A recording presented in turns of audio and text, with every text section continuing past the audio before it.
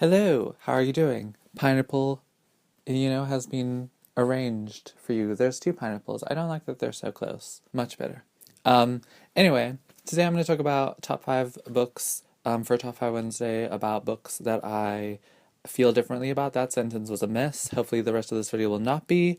Yeah, these are books I feel differently about. Special mention to The Awakening by Kate Chopin, or Chopin, or one of those, I think. That is probably the only book that I've felt better about as time went by.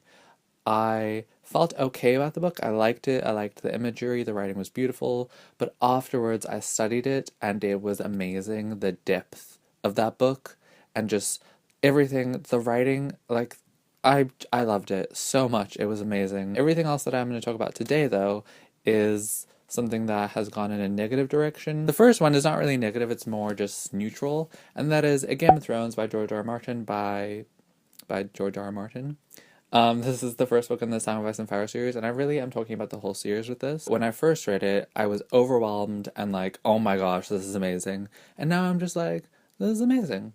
When I first read it, and when I was going to read the rest of the books in the series, I felt like I needed to give them 5 out of 5. Like, I had already given them 5 out of 5 in my head because the characters and the writing and the setting and everything is so epic and it's so big and it's just the sheer amount of it and how much he would have like had to put in to make it happen and to make this story work as well as it does. Like, I felt like he deserved my 5 out of 5, the author. And now I'm more okay with just like not giving it 5 out of 5. Like, the option is there. That's really the only change that's happened. I still think it's amazing. I still love the series, but I'm like, if I don't like it, then, it's still really great, but it doesn't mean that it's going to get 5 out of 5. And I think that's what's stopping me from continuing because I'm like, now I might give it less than 5 out of 5, and that would be weird. And the next book I have to read is A Feast for Crows, which is the one that people have like trouble with, so stalling on the series. The next two books go together. I'm going to show you the first one, which is Divergent by Veronica Roth. Whoa, look at that shine. And the second one is The Maze Runner by James Dashner. These two books were some of my first. I need to turn the brightness down. A lot of adjusting is happening in this video. These two were some of my first dystopian books. I loved them. I gave them 5 out of 5. And the thing that's changed is I'm like, the writing wasn't that great, and it was fun to read, and I really, really enjoyed it. But that's really all that's giving it 5 out of 5. Like, the writing and comparing it to like books that I give now 5 out of 5, it's not on the same level. And I don't know if I should change the writing. I'm probably not going to, because that would mean that I have to go back and look at all the books that I've read and really think about them, and I've probably forgotten about most of them. But it's weird when I rate something 5 out of 5 now that is incredible and amazing, because I don't give 5 out of 5 easily now, when I compare it to this or to these books that I've read in the past. The last two books also go together, and they are Poison Study by Marie V. Snyder and Ready Player One by Ernest Cline. This book I gave 4 out of 5 just because of the info dumping, which was crazy. The info dumping in this book still blows me away. 100 pages of info dumping is not okay, but after that, the story is amazing. The world is really, really fun, and just the whole story is fun and adventurous and cool.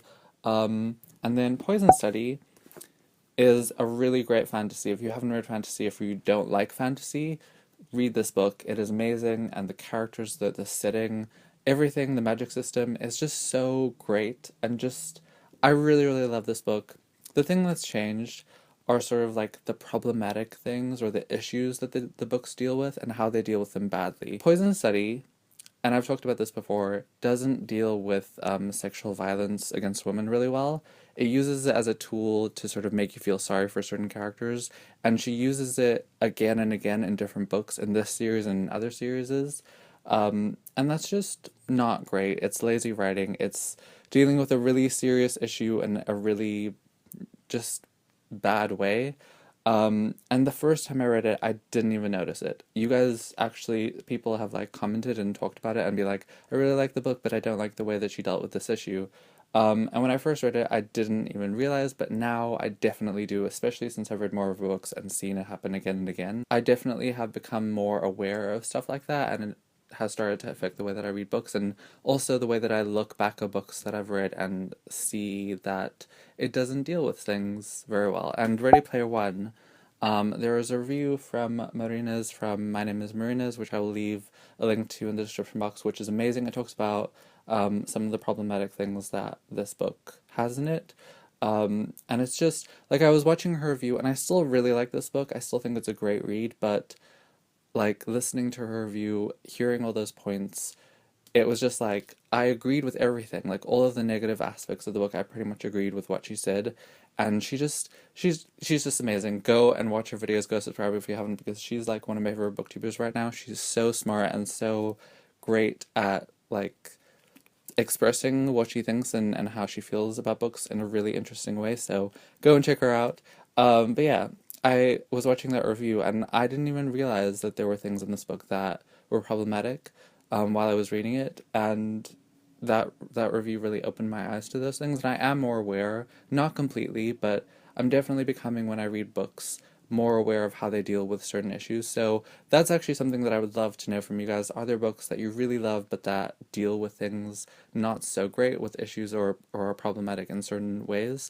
I'd love to know those books, or if you've had those experiences, in the comments below. So let me know. And yeah, those are all the 5 books that I feel differently about. I hope you enjoyed this video, and I will see you next time. Bye.